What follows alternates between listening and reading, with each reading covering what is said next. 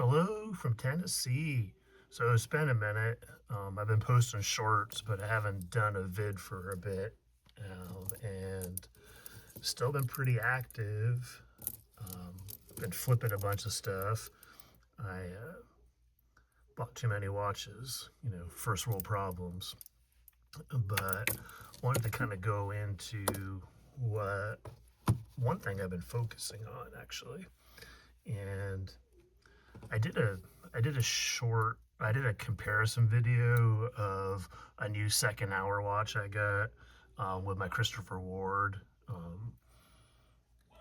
I thought that would be an interesting thing to kind of match up or do a versus type of thing. But I was thinking last night that I really wanted to kind of go into why I kind of moved in a direction with the Microbrand. And I actually bought 3 watches from a Microbrand.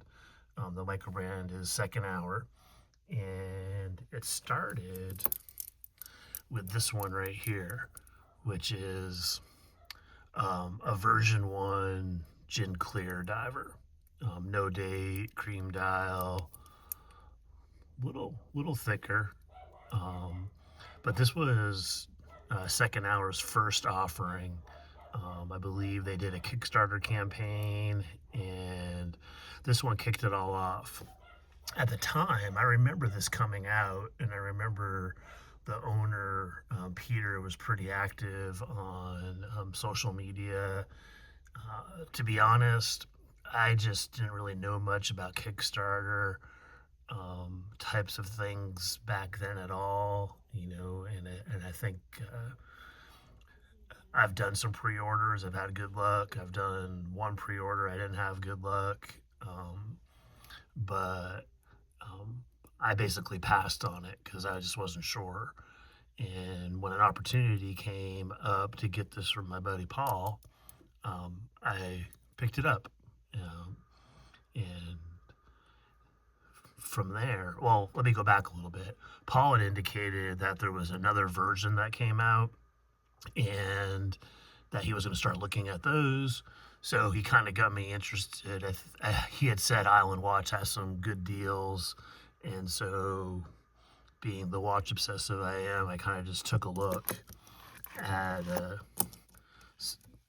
the second hour watches on Mark's site and ended up getting this bad boy right here.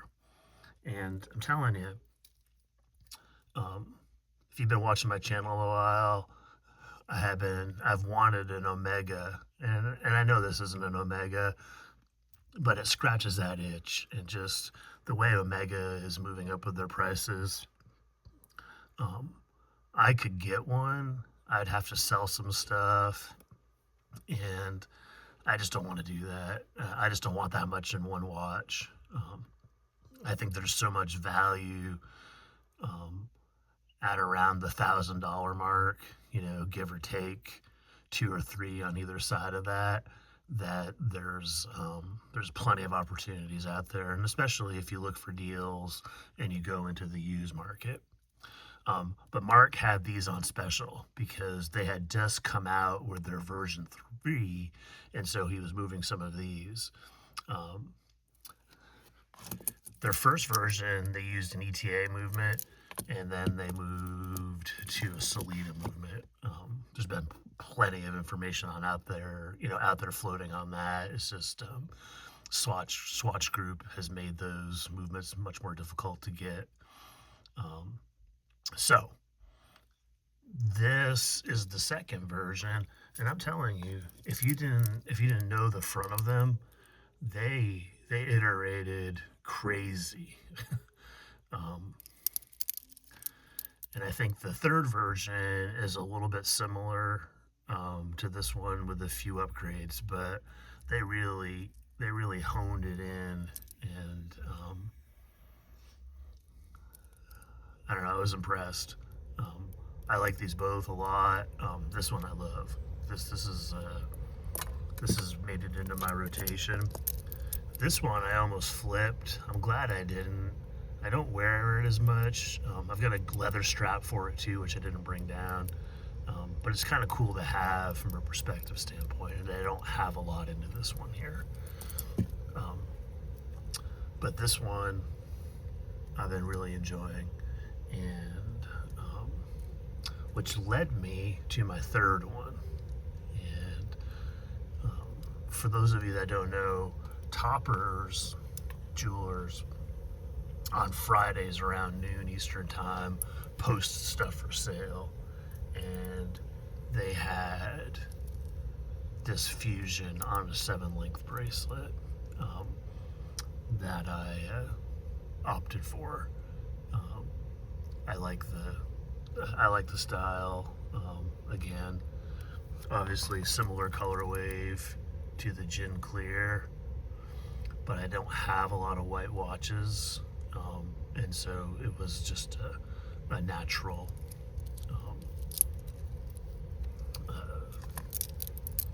way for me to proceed. And there's the three of them right there.